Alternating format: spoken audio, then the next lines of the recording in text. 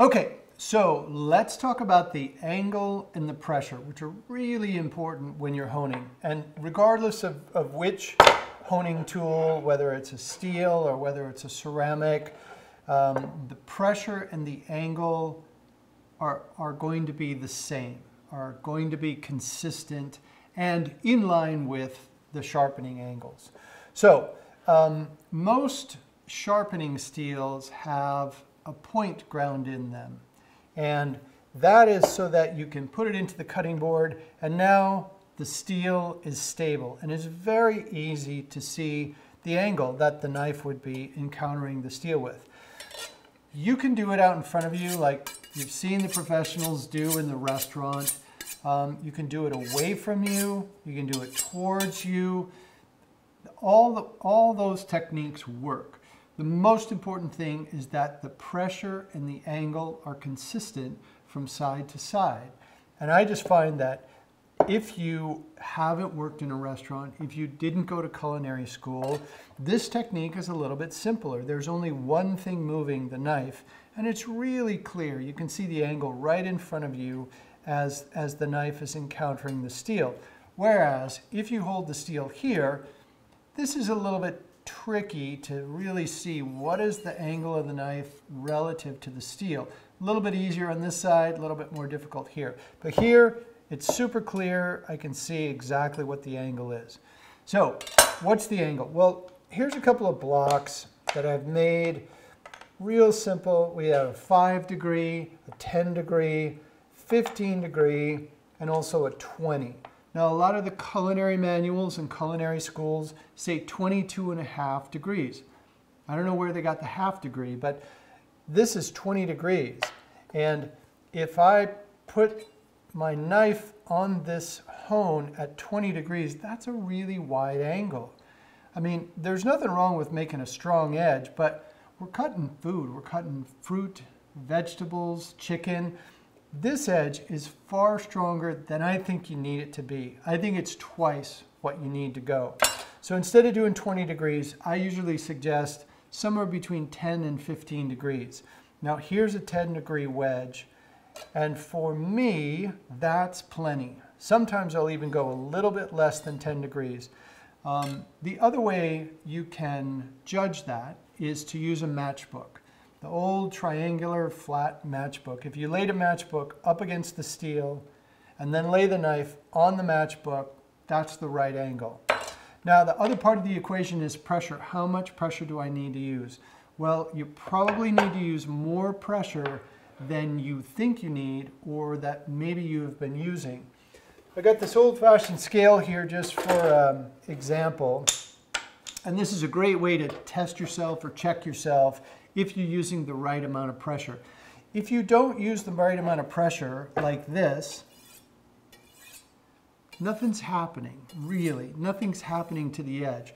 Remember, it's a bit of metal that has been pushed or shoved to one side, and you need to shove it back into place. So, generally, 4 to 6 pounds of pressure is enough to get that edge to move around. So when you check yourself on the scale, don't put your whole hand on the scale, because that'll give you a reading which is misleading. You want to put the blade on the scale and then push down, because when you're using the steel, you're not putting your hand on the steel, you're putting your blade on the steel. So push down until you see 4 to 6 pounds of pressure, and that'll tell you, you just have a sense memory, remember how hard you're pushing, and use that amount of pressure when you use the steel or when you use the ceramic. Now, this is an old-fashioned scale, it's just for display sake so we can see a lot of the numbers, but any scale that you may have, it could be a postal scale, it could be a baking scale, here's a groovy modern scale that you just touch. And you can set it to pounds or kilos. I go by pounds. But you can just put the knife blade on the scale and press down until you see your 4 pounds, 5 pounds, 6 pounds, and that'll give you a sense of how much pressure to use. So again, it's 10 to 15 degrees as far as the angle goes, and then 4 to 6 pounds of pressure. And generally I start with the high end of that formula. So I'll probably start with 6 pounds of pressure, because I'm pushing that edge into the center.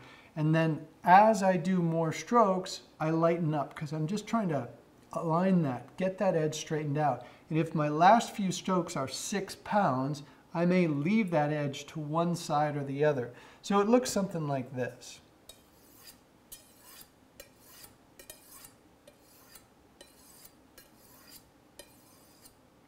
And I keep my finger at the heel of the blade.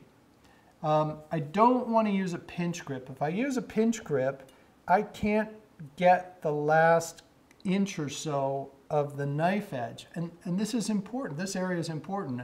I do a lot of cutting back here, so I want to make sure I can get all the way back to the heel. And if I'm in a pinch grip, I can't get back there. So I want to hold the knife by the handle.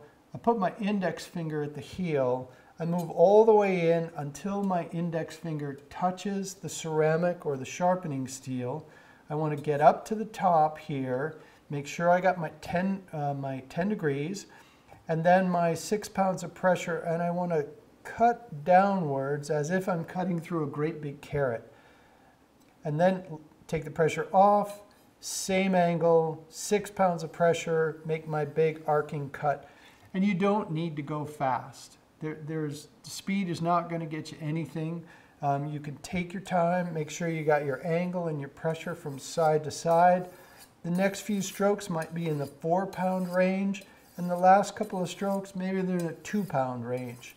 And I can do a couple of light strokes at the end. And when you're done, you should be able to see an improvement in the cutting edge of the blade, because we want this technique to make an improvement to the edge of the knife so that when I go back to cutting my fruits and vegetables, it feels great, it's cutting efficiently, and it's kind of fun. And this can be your standardized test. And again, I'm just getting that drop through cut. That's it. 10 pounds or 10 degrees, 10 to 15 degrees, 4 to 6 pounds of pressure, maybe 6 strokes per side. Check yourself with a piece of paper until you become confident with the technique. Pretty soon you won't even have to think about it. With the ceramic, there's a rubber tip on here, so that'll stick to the board. But again, you can do it this way if you feel more comfortable.